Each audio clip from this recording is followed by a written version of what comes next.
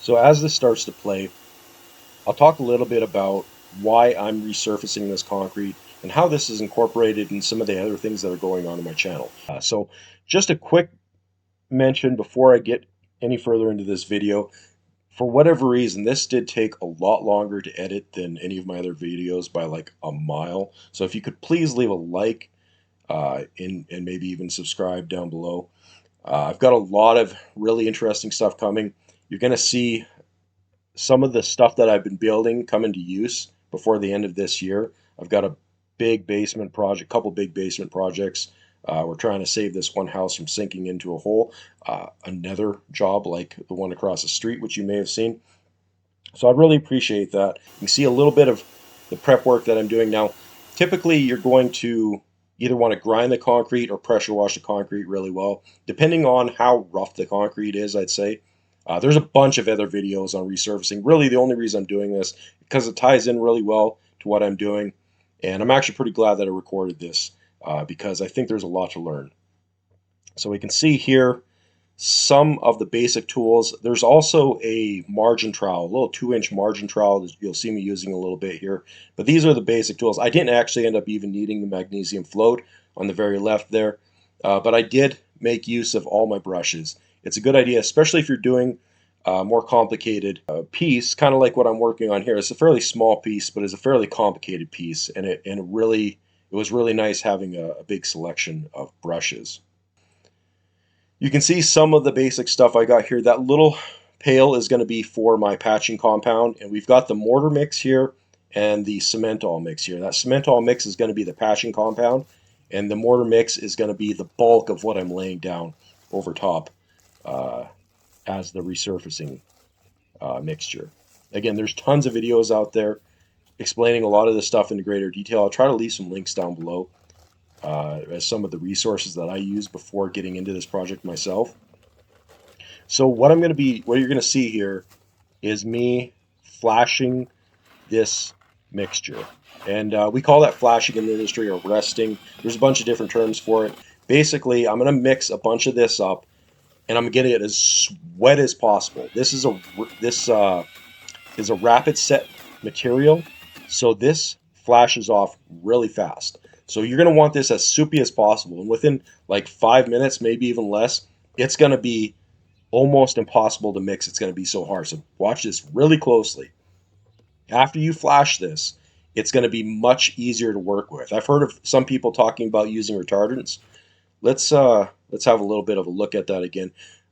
Maybe just stop here for a second. You'll see some people talking about using retardants in this material.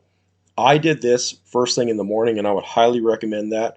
I also did this in a very shady area, and I did a lot. Well, as you see, I pressure washed the area first, so it was saturated the concrete really well, so it's easier to work with. It's going to bond better because it's going to draw more of that cement deeper down into the concrete as it dries. It's also just going to keep the concrete cooler, and it's going to provide that extra bit of moisture to keep your compound easier to work with. So I'm going to hit this pail for a second time after I mix my patching compound up here. Now you're going to see in other people's videos that they recommend letting your patching compound dry separately for about an hour before you put your resurfacing compound on. If you've got large, like very deep and large pockets that are going to be you're going to be filling with that patching compound, it's a really good idea because when that patching compound shrinks, you don't want that shrinking your surfacing compound as well, and then giving you the potential for crack. If you got a big area to fill, it's a good idea filling that area in layers with your patching compound. That way it can all shrink independently. And that's going to give you less potential for cracks. And even if it does crack, you can just put a little bit of patching over that crack and then go on top of that with your resurfacing compound. I'm not going to get too much into patching. Patching is a skill in itself. It's almost a trade in itself. So maybe we can do that in a future video. But again, this is a rapid set product, and you can use a retardant with this product. I would probably highly recommend it if you're not too familiar with concrete, or like I said, do this earlier in the day. and that will definitely help you out quite a bit. This is also high strength material. The PSI on this stuff is, I think, between like 6 and 9,000, depending on which compound you're using. And this sets up very quickly, so it's, I think they said something like 4 or 8 hours, or maybe even less than that. You can walk on it, and within a day you could be driving on this stuff. So it's pretty great stuff to work with. I picked this up at Home Depot. This is pretty much, I think, at any Home Depot in any country. This patching compound, I believe the patching compound is the one that's got polymer in it. I believe.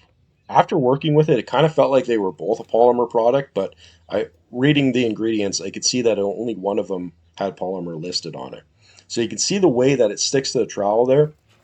That's actually, I want this patching compound to be somewhat drier because I was going to throw this on immediately after. But again, this is my first time doing resurfacing, but I've worked in masonry my entire life, so I felt pretty confident, and I had fairly small uh, areas. You've seen me mix my patching compound, let it set, and then then I hit my resurfacing compound again, and now it's pretty well rested. It's ready to go. After that first flash, it takes significantly longer after that, especially if you keep it in a cool area, for it to flash again, for it to go off again. This, they say it gives you like 15 minutes. In my case, because I was in the shade and all that, I had, I don't know, probably a half an hour, if not longer, for me to be able to work with this. If you're out in direct sun, it's going to be significantly shorter. So I'm jumping back and forth, and I'm flashing stuff, and I'm mixing it. Like I said, I mixed this patching compound very dry. I'm just hitting this again for the second time, getting it fairly wet again. You want this to be soup, like beyond soup. And for the patching compound, it's actually fairly dry. But when you're working with this resurfacing stuff, you want that to be completely soupy. Even when you see what I lay down on here in a minute after I'm done with the patching, I mix this too dry. But I wanted to see what it was like. This is all experimental for me. So most of the projects that I do on my property is essentially just base of operations. It's just kind of a cheap place that I picked up, and it's kind of, hopefully at some point I pick up an industrial or a commercial property that I can run a business out of. But at the meantime, I just need a place where I can build my equipment, store my equipment, and practice with some of these jobs. So this back area here where you'll see me working, this was just completely nuisance ground, and I had to. This area was just really annoying me with all the weeds and the garbage, and I needed a place to store stuff. So I just threw a bunch of leftover materials.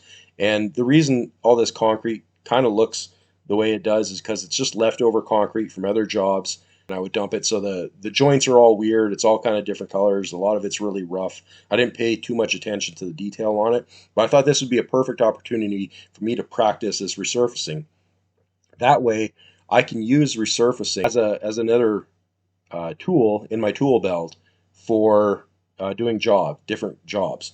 You'll see in the future, some future videos that I got coming out where I'm going to be doing some mud jacking. This will be a great chance for me to resurface the concrete after I drill the holes after lifting the sidewalks, and then it's going to be older concrete that I'm lifting anyway, so there's probably a good chance that it needs to be resurfaced anyways. And that just gives me a great opportunity to cover up those holes and make them much happier. This is a fairly quick and easy job to do. So if I'm spending a few hours lifting some sidewalks for somebody, it's not that big of a deal for me to spend an extra hour doing a quick resurface over it and just making them as happy as absolutely possible. So you'll see me doing a little bit of patching here, and this is essentially an area that was a control joint between these two pads. This is a landing. That pad that I'm standing on is a landing for some stairs that come off of my front entrance. So you see me throwing some of this patching compound in here, and I'm going to cut a little bit of a control joint back in. And then by the time I get back to this, because again, it's a rapid set product, and this is a fairly thin patch, it'll be perfectly fine for me to lay that resurfacing over top of it. And then I'll just cut the control joint back in over top of that as I resurface over it as well. I didn't really keep those two parts separate. So as I mentioned, this is a fair bit thicker. You want that to essentially be self-leveling. You just want it to completely spread out. And I didn't mix nearly enough. That's one of the things I kept hearing the other contractors say is, don't mix too much. This is going to go a long ways. It's only even about 1/8 of an inch of material that you're putting over top of this. And yeah, I guess I spooked myself a little bit. I only made about half as much. I needed about a full pail to do this area. But that being said, it's not a bad idea to mix half a pail at a time anyways. That is another one of the things you'll hear people recommend, is that you only mix a half pail at a time. But I felt perfectly confident just pouring this all down at once. The other thing that I should mention is access. I kind of forgot how wide this area was and how difficult it was going to be for me to reach across this and tool it. To trowel it at this moment and to broom it afterwards. So that's definitely something you're going to want to keep mind of. Now, again, I've quite a bit of experience in the industry, so once I noticed it pretty quick. I kind of eyeballed it, and I felt pretty confident that I was going to be able to reach across. And luckily, I had the scaffolding here as well. As I've mentioned, I've got a few potential jobs lined up for this already. This is a test piece to see if a customer is interested in having this done. They kind of want to see the looks of it and see how skilled I am of this. I've mentioned it to them. I haven't done this before, but again, with all my years of experience, it didn't seem like it was going to be something that's too terribly difficult. I did learn quite a bit about it, exactly like when I should get on it to broom it. From what I've seen in other people's videos, I didn't really like how early they got on it with the broom, so I waited longer because I like a finer broom finish. But it was hard for whatever reason. Like on the side, on the skinny piece, the fine broom finish turned out really well. But on the left-hand side, I kept pulling out large grains of the sand. Now, I heard if you use the patching compound as a finish, which they say you're perfectly fine doing, that it's a finer sand in it, and you'll have less of those granules that you're drawing up with the broom. Because they say in every other video that I've watched, they get on it with the broom pretty much right away. So I'm going to try that on another piece. It didn't turn out too bad, but I definitely would recommend getting on it pretty much right away with the broom and just having to deal with that bit of a coarser finish. Possibly the type of broom, whether it be horsehair or nylon or whatever that you're using, could definitely make a difference. I'm going to find that out on the next piece. I've got a sidewalk. I've got a couple of jobs actually lined up after this. A bit of a pad and a sidewalk to do. And then if the customers like what I've done, I got a large driveway and some sidewalks to do.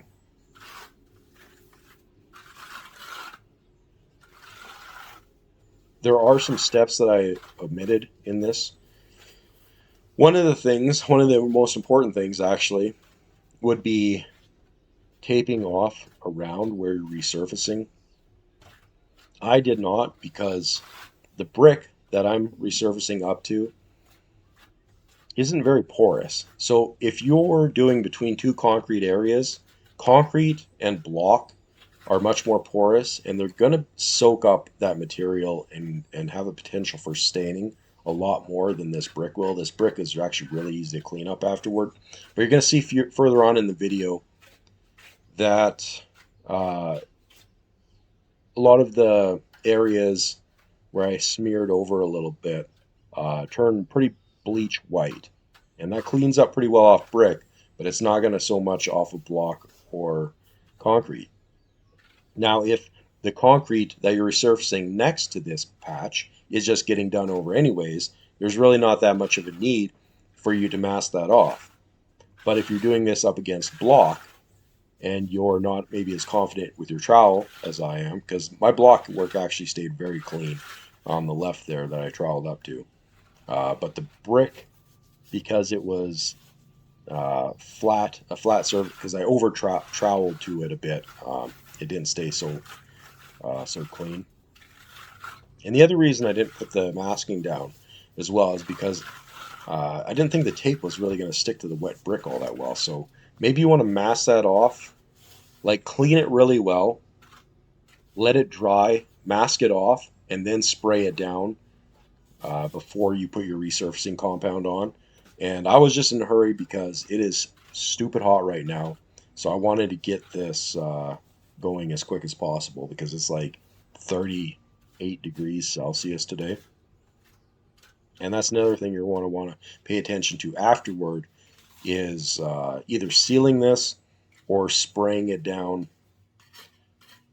pretty regularly afterward for the first few hours anyways. Now you can see the absolute mess that I made here, and this is where I broke out the margin trowel. It's good idea to have a fairly decent assortment of trowels at your disposal. The big rounded one side trowel, steel trowel that I had was just an absolute nightmare trying to get in the skinny area. It would have been nice having like a putty knife, maybe a large, like a 4-inch wide or a 6-inch wide putty knife for this area, or even I should have maybe just grabbed my brick trowel. Would have been a good idea. But I was in a bit of a rush to keep up with this stuff, so I had the margin trowel next to me, and it worked perfectly fine. Cleaned up the edges really nice. And again, you don't have to get too crazy with this because the broom is going to take out all of the imperfections. At least that's what it's meant for. Um, if it's super, again, if this is super rough, if your pad is super rough beforehand, you can see me just checking the texture there, and it was just, so the reason I stopped right there and I didn't keep going is because how rough that texture was turning out. It was actually drier than it should have been when when as far as what people were recommending you to get the broom on. They were saying hit it with the broom pretty much instantly. I tried that. It seemed really rough. I waited a little bit, tried it again. Still seemed really rough. If it seems like you're not liking the finish and you want to wait a little bit longer, you can just trowel back over it and finish it again, which you might even see me do in a minute here. I didn't really like how the left side turned out, so I troweled a lot of that off. As I was kind of touching up the edges here, I it was still fairly workable, and I was just wanting to wait quite a bit longer because I want to get a finer finish on this. I wanted to see if it was possible. The rough finish was perfectly fine. A lot of that roughness is going to wear off after a little bit of use, just walking on it or driving on it or whatever. So it's going to look fine a few days, maybe a few weeks afterward of just getting regular use on it. But again, this is more of an experiment for me. So I just wanted to see how things would turn out. Now you can see me using the small brush here to get around the edges. And then I'll use the larger brush to blend up to it. Now you can probably do this vice versa, whatever makes you feel more comfortable. It really, the brush pattern is pretty easy to do. The thing you want to avoid is just start and stops, like in the middle. So you want to try to go from one side to the other, and it's just, for me, it's easier doing around the edges first, and then, because you can't really wedge the broom right into the edge. So if I just kind of do around the edges and then just do a full broom over top of it after, you can see me doing a little bit of cleanup here on the brick too. This cleanup of this material of any material. There's different ways, and I'm not going to get to too much detail on that. You can see me checking it again, and I was just not really digging it. But you're going to see further on here, I kind of regret it because I am having to two-hand this brush. That's another thing I'll mention too, is I reaching across this, and it's much easier if you use an extension or like a broom handle on your brush. I've got all the extensions for doing concrete pads, but I didn't really think I need it, and they were quite a ways away from where I was working, so I just I just made do, and like I said, I just wanted to see if I could do it. So more blending and taking out some of the imperfections, which realistically completely unnecessary because the broom should have been able to take care of that. But like I said, the broom was leaving too coarse of a finish. So I was letting it set up a little bit more, and then I was using some of my smaller brushes. And this side piece actually turned out really nice in doing it that way. But we're going to when I do the next piece, when I do the edge of my concrete pad, I'm going to do it the proper way by getting on it really quick with a brush, and we're just going to see how it turns out. So once again, I'm blending the edges here, and then I'm just going along it with this brush. And because it is fairly dry actually now when I'm getting on this, the start and stops in the middle there aren't even really that noticeable. Doing a bit more cleanup here.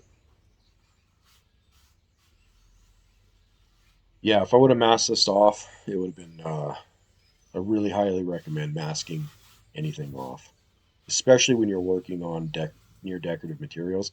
Paving stones are one of those materials that is super absorbent.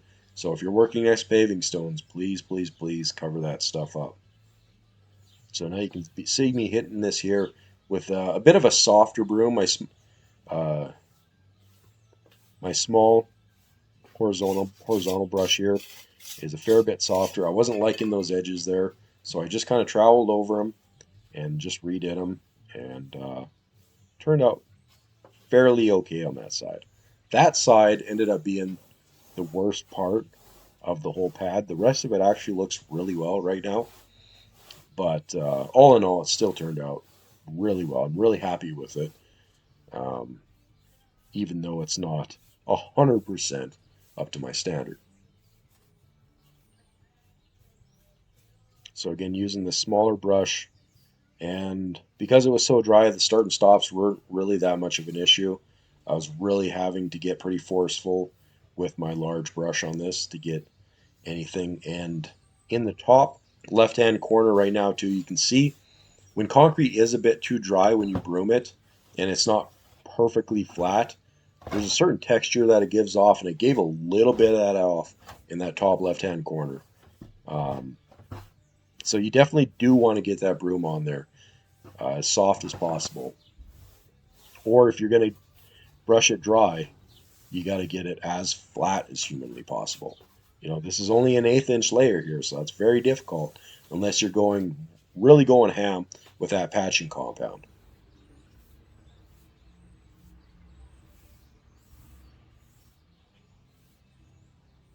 You know, just kind of knocking down some of the nastier stuff. Actually, what was happening here is this is where I was starting to see a lot of those little pebbles coming up, and then those little pebbles were leaving big nasty scratches. So here's more or less my finished product. I cut that control joint back in. The side piece turned out really, really well. I just made a hard stop there. That wasn't a control joint or anything. Um, I'm really happy with how it turned out. So this right here, even after I cleaned it up with the towels, this is what it looked like. This is some of that staining after it starts to dry. Starts to get that the really thin stuff starts to get. And if you leave this on, this will be nearly impossible to clean off. So you have to get this right away. It's like if you're familiar with doing tile. you have to clean up right away. Okay, so this is what it looks like beforehand. This is the brush I used to clean it. This is what it looked like afterwards. And that's before I cleaned it as well, but that's more or less my finished product. So here is just me kind of cleaning up my tools, and I'm going to show you a little trick to save your hands because cement is a very caustic material. I just want to mention that cleaning your tools is so absolutely important. The absolute nightmare that you'll save yourself on the next job, not having to grind, leftover cement off your tools. You're just doing yourself a favor by cleaning your stuff up. Use vinegar on your hand, and that neutralizes the caustic nature of the cement. And you just give it a little bit of a rinse, and you're good to go. I hope this video was helpful. I've got a bunch more stuff like this coming. You're going to have a bunch more resurfacing videos. I've got this huge basement project that I'm going to be working on. It's probably going to be a 3 or 4 phase job. He needs some mud jacking done at his place as well. Just a big mess. Somebody dug out a basement underneath the house, and now the walls. Uh, it's so much to explain. It's crazy. But we're going to do a bit of a retaining wall under the basement, and we're going to fill up underneath his driveway because some of that material is sloughed underneath his house. It's absolutely insane. So we're going to probably do a little bit of resurfacing over at his place as well. We'll have to wait and see.